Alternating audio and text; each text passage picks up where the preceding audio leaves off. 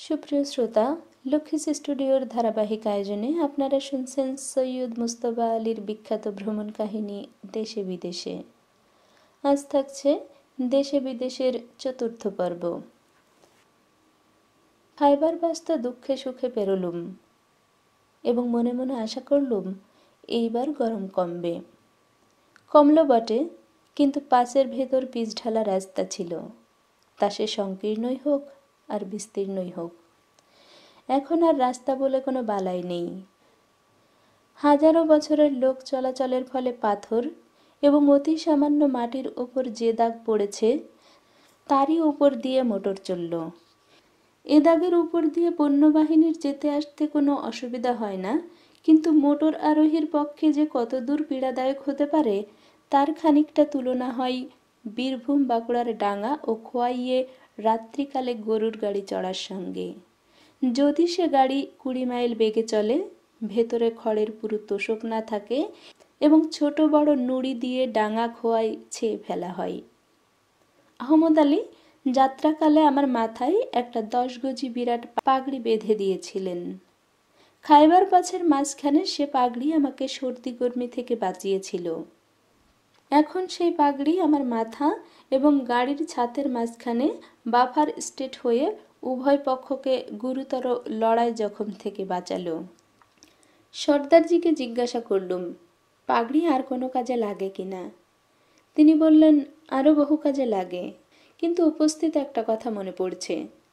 বিশেষ অবস্থাতে শুধু কলসিতেই চলে, দড়ি কেনার দরকার হয় না। বুঝলুম রাস্তার অবস্থা গ্রীষ্মের আতিশয্য এবং দ্বীপ্রহরের অনাহার এ পথের ফুল টাইম গ্রাহক সর্দারজিকে পর্যন্ত কাবু করে ফেলেছে। তা না হলে এরকম বিভৎস প্রয়োজনের কথা তার মনে পড়বে কেন? দুঃখ হলো। 60 বছর বয়স হতে চলল। কোথায় না সর্দারজি দেশের গায়ে তেঁতুলের ছায়ায় নাতি নাতনির হাতে হাওয়া খেতে খেতে পল্টনের গল্প বলবেন, আর কোথায় আজ এই একটানা আগুনের ভেতর পেশোয়ার কাবুলে মাকুমারা। কেন এমন অবস্থা কে জানে, কিন্তু দেশ কাল ও বিশেষ করে পাত্রের অবস্থা বিবেচনা করে আড্ডা জমাবার রৌদ্রকাতর ক্ষীণাঙ্কুর উপড়ে ফেলতে বেশি টানা হেঁচড়া করতে হলো না। কি দেশ! দুই দিকে মাইলের পর মাইল জুড়ে নুড়ি আর নুড়ি। যেখানে নুড়ি আর নেই সেখান থেকে চোখে পড়ে বহু দূরে আবছায়া আবছায়া পাহাড়। দূর থেকে বলা শক্ত, কিন্তু অনুমান করলুম লক্ষ বছরের রৌদ্রবর্ষণে তাতেও সজীব কোনো কিছু না থাকারই কথা। রেডিয়েটারে জল ঢালার জন্য মোটর একবার দাঁড়িয়েছিল। তখন লক্ষ্য করলুম এক কণা ঘাসও 2 পাথরের ফাঁকে কোথাও জন্মায়নি। পোকামাকড়, কোনো প্রকার প্রাণের চিহ্ন কোথাও নেই।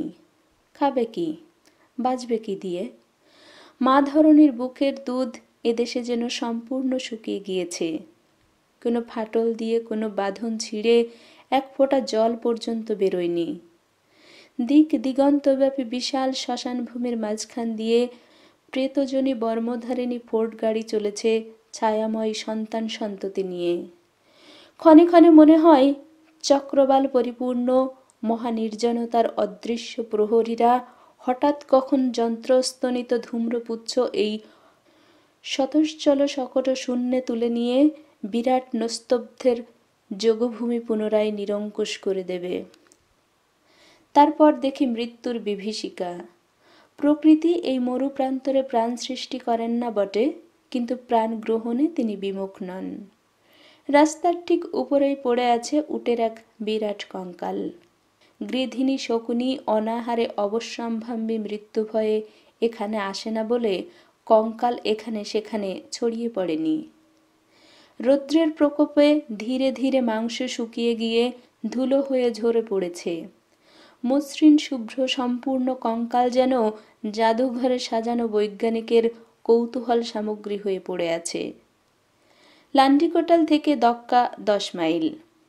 সেই মরুপ্রান্তরে দক্কা দুর্গ অত্যন্ত অবান্তর বলে মনে হলো। মাটি আর খড় মিশিয়ে পিটে পিটে উঁচু দেওয়াল গড়ে তোলা হয়েছে। আশেপাশের রঙের সঙ্গে রং মিলিয়ে ফ্যাকাশে, ময়লা, ঘিনঘিনে হলদে রং। দেয়ালের উপর দিকে এক সারি গর্ত। দুর্গের লোক তারই ভেতর দিয়ে বন্দুকের নল গলিয়ে নিরাপদে বাইরের শত্রুকে গুলি করতে পারে। দূর থেকে সেই কালো গর্ত দেখে মনে হয় যেন অন্ধের উপড়ে নেওয়া চোখের শূন্য কোটর। কিন্তু দুর্গের সামনে এসে বাদিকে তাকিয়ে চোখ জুড়িয়ে গেল। ছলছল করে কাবুল নদী বাঁক নিয়ে এক পাশ দিয়ে চলে গিয়েছে। ডান দিকে এক ফালি সবুজ আঁচল লুটিয়ে পড়েছে। পলিমাটি জমে গিয়ে যেটুকু মেঠো রসের সৃষ্টি হয়েছে তারই উপরে ভোকাদেশ ফসল ফলিয়েছে। অবাক হয়ে তাকিয়ে রইলুম। মনে হলো ভিজে সবুজ ন্যাকড়া দিয়ে কাবুল নদী আমার চোখের জ্বালা ঘুচিয়ে দিলেন। মনে হলো ওই সবুজ টুকুর কল্যাণে সে যাত্রা আমার চোখ দুটো বেঁচে গেল। না হলে দক্কা দুর্গ প্রাকারের অন্ধ কোটর নিয়ে আমাকেও দিশেহারা হয়ে ওই দেয়ালেরই মতো ঠাই দাঁড়িয়ে থাকতে হতো। কাবুলি বললেন, চলুন দুর্গের ভেতরে যাই, পাসপোর্ট দেখাতে হবে। আমরা সরকারি কর্মচারী, তাড়াতাড়ি ছেড়ে দেবে, তাহলে সন্ধ্যার আগেই জালালাবাদ পৌঁছতে পারবো। দুর্গের অফিসার আমাকে বিদেশি দেখে প্রচুর খাতির যত্ন করলেন। দক্কার মতো জায়গায় বরফের কল থাকার কথা নয়, কিন্তু যে শরবত খেলুম তার জন্য ঠান্ডা জল কুজোতে কি করে তৈরি করা সম্ভব হলো তা বুঝতে পারলুম না। অফিসারটি সত্যি অত্যন্ত ভদ্রলোক। আমার কাতর অবস্থা দেখে বললেন, আজ রাতটা এখানেই জিরিয়ে যান, কাল অন্য মোটরে আপনাকে সোজা কাবুল পাঠিয়ে দেব। আমি অনেক ধন্যবাদ জানিয়ে বললুম যে আর 5 জনের যা গতি আমারও তাই হবে। অফিসারটি শিক্ষিত লোক, একলা পড়েছেন, কথা কইবার লোক নেই। আমাকে পেয়ে নির্জনে জমানো তার চিন্তাধারা যেন উপড়ে পড়ল। হাফিজ সাদির অনেক বয় তাওড়ালেন এবং মরু প্রান্তরে একা একা আপন মনে সেগুলো থেকে নিংড়ে নিংড়ে যে রস বের করেছেন তার খানিকটা আমায় পরিবেশন করলেন। আমি আমার ভাঙা ভাঙা ফার্সিতে জিজ্ঞাসা করলুম, সঙ্গীহীন জীবন কি কঠিন বোধ হয় না? বললেন, আমার চাকরি পল্টনের, ইস্তফা দেবার উপায় নেই, কাজেই বাইরের কাবুল নদীটি নিয়ে পড়ে আছি। রোজ সন্ধ্যায় তার পাড়ে গিয়ে বসি আর ভাবি যেন একমাত্র নিতান্ত আমার জন্য সে এই দুর্গের দেয়ালে আঁচল বুলিয়ে চলে গিয়েছে। অন্যায় কথাও নয়।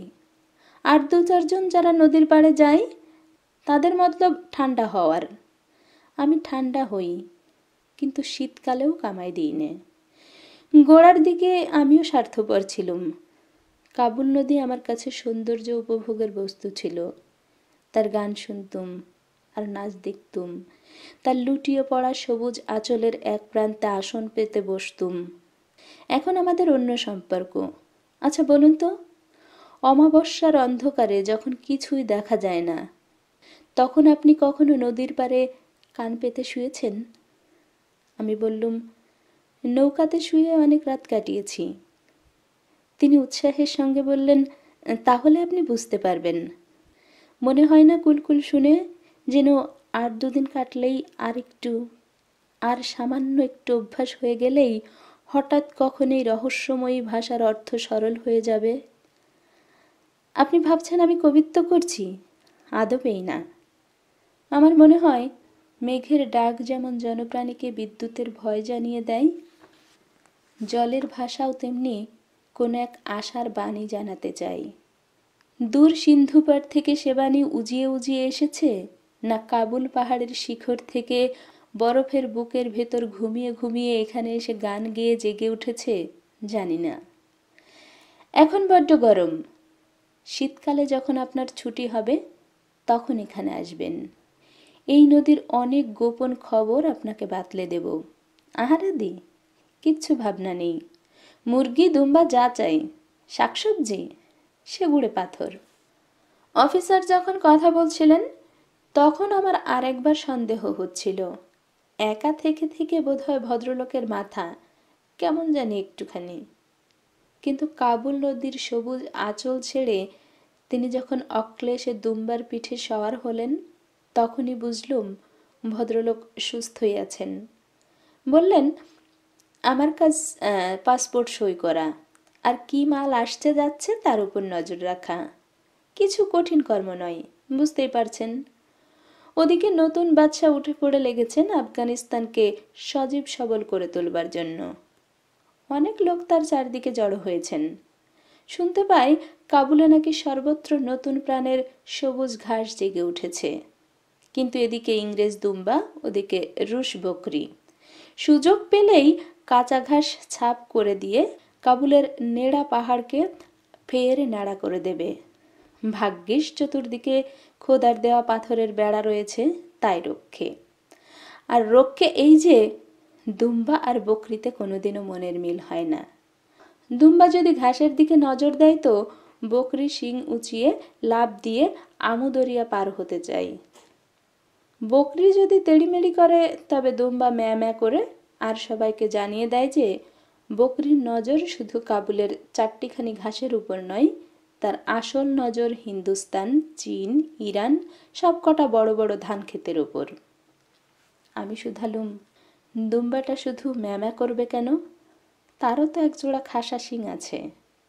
ছিল, হিন্দুস্তান ভাবে এখনো আছে, কিন্তু এদেশের পাথরে খামোখা গুতিয়ে গুতিয়ে ভোঁতা করে ফেলেছে। তাই বোধহয় সেটা ঢাকবার জন্য সোনা দিয়ে বাঁধিয়ে নিয়েছে। গোরা সেপাইয়ের খানা পেনার জমক জৌলুস দেখেছেন তো? হিন্দুস্তান সেই সোনালি শিংয়ের ঝলমলানি দেখে আরও বেশি ভয় পাই।